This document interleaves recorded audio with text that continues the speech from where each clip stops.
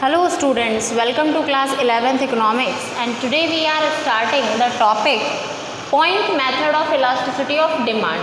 Elasticity of demand का point method आज हम करेंगे. In the previous videos we have studied about the percentage method and the total outlay method of elasticity of demand and today the turn of point method today. So what is point method? देखिए point method जो है इसको Alfred Marshall ने start किया था. Alfred Marshall ने इसको develop किया. अल्फ्रेड मार्शल बहुत ही बड़े इकोनॉमिस्ट माने जाते हैं, बहुत ही जाने माने इकोनॉमिस्ट हैं. और हमने जो अभी इससे पहले जो चैप्टर हमने पढ़ा था कंज्यूमर बिहेवियर चैप्टर में आपने कार्डिनल अप्रोच आपने पढ़ा होगा. कार्डिनल अप्रोच जो है उसको अल्फ्रेड मार्शल ने ही डेवलप किया था. तो अल्फ्रेड मार्शल एक बहुत ही जाने माने इकोनॉमिस्ट हैं. अल्फ्रेड मार्शल ने इस पॉइंट मेथड को डेवलप किया और उन्होंने इस पॉइंट मेथड को डेवलप कर इस पॉइंट मेथड का एक अच्छा बेनिफिट बताया कि पॉइंट मेथड के थ्रू आप क्या कर सकते हैं कि पॉइंट मेथड के थ्रू आप ऑन डायग्राम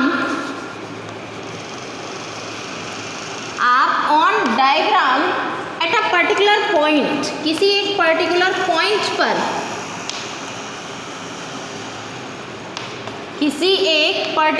पॉइंट पर आप ऑन डायग्राम किसी एक पर्टिकुलर पॉइंट पर इलास्टिसिटी ऑफ डिमांड को कैलकुलेट कर सकते हैं कि उसका डिग्री ऑफ इलास्टिसिटी क्या है.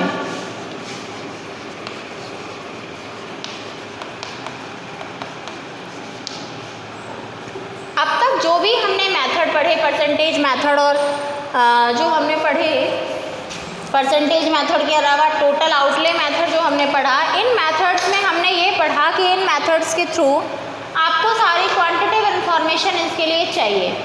लेकिन अगर हम पॉइंट मेथड की बात करते हैं तो पॉइंट मेथड में आप एक डायग्राम के अंदर जो भी आपका एक लीनियर डायग्राम है इलास्टिसिटी ऑफ डिमांड, आप उससे डिराइव कर सकते हैं.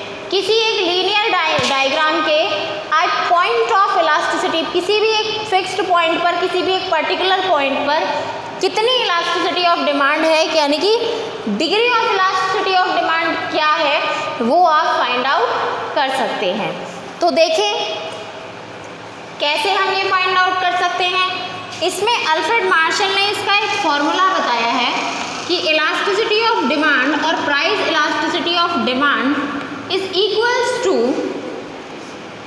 किसी भी एक लोअर सेक्टर पे या किसी भी कर्व पे आप निकालेंगे. तो ये देखिए, मान लीजिए ये मैंने यहाँ पर एक कर्व बना देती हूँ. ये मैंने बना दिया एक कर्व. तो मान लीजिए आपको इस पर्टिकुलर पॉइंट पर, यहाँ पर तो क्वांटिटी डिमांड लिखेंगे हम और यहाँ पर हम लिखेंगे प्राइस.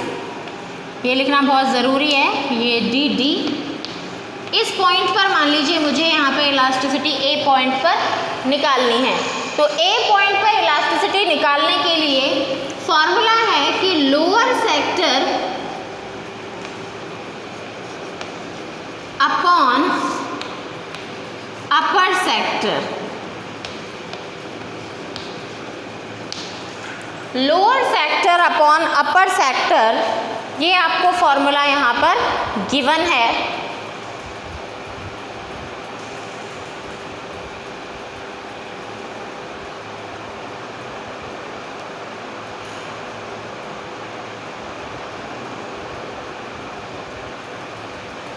लोअर सेक्टर अपॉन अपर सेक्टर, इस फॉर्मूला के थ्रू आप किसी भी पॉइंट पर जो इलास्टिसिटी है उसे फाइंड आउट कर सकते हैं. यानी कि लोअर सेक्टर जिस पॉइंट पर आप निकाल रहे हैं इलास्टिसिटी ऑफ डिमांड, उससे नीचे वाला सेक्टर अपॉन अपर सेक्टर मीन्स जिस पॉइंट पर आप निकाल रहे हैं इलास्टिसिटी ऑफ डिमांड उससे ऊपर वाला सेक्टर. जैसे यहाँ पर मैं इसको, ये तो मैंने डी लिखा हुआ है, इसको बी और सी से शो कर देती हूँ. तो इसका फॉर्मूला क्या बन जाएगा, ए बी अपॉन ए सी. ये आपका इसका फॉर्मूला बन जाएगा. तो ये है हमारा elasticity of demand by the point method के थ्रू इलास्टिसिटी ऑफ डिमांड है। अब हम बात करते हैं किस तरीके से इसको फाइंड आउट करेंगे, सारे degree of elasticity of demand जो है वो देखते हैं।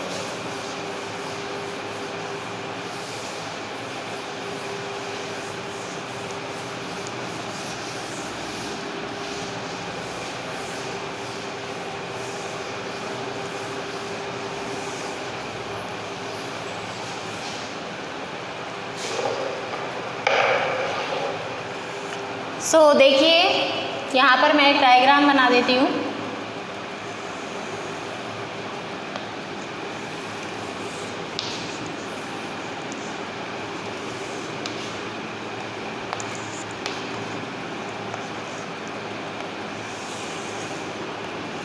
This is a demand curve जिसको मैं नाम दे रही हूँ AB। इसको ऐसे नाम दे देते हैं हम A B C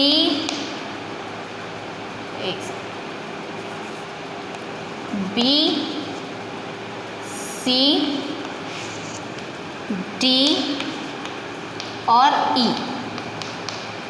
यहाँ पर हम लेंगे क्वांटिटी डिमांडेड और यहाँ पर हम लेंगे प्राइस। ये आपका OX एक्सिस, इस पे आपने quantity demand of a commodity लिया है, यहाँ पे आपने प्राइस लिया है और ये डायग्राम है, एक लीनियर डायग्राम हो गया ये। इस लीनियर डायग्राम पे आपको ये कुछ पॉइंट्स दिए हुए हैं और इन सभी पॉइंट्स का आपको क्या निकालना है, इलास्टिसिटी ऑफ डिमांड का डिग्री ऑफ इलास्टिसिटी आपको फाइंड आउट करना है। तो देखिए ABCDE ये हमने कर दिया। अब देखिए हम किस तरीके से इसको फाइंड आउट करते हैं। देखो ये आपका डायग्राम सबको समझ में आ गया होगा, हमने ये बनाया है, इसको 5 पार्ट्स में डिवाइड कर दिया है। तो फर्स्ट हम निकालते हैं किस पॉइंट पर, हम सबसे पहले निकालेंगे पॉइंट C पे निकाल लें, सबसे पहले बीच वाले पे निकाल लेते हैं, पॉइंट C पे। देखिए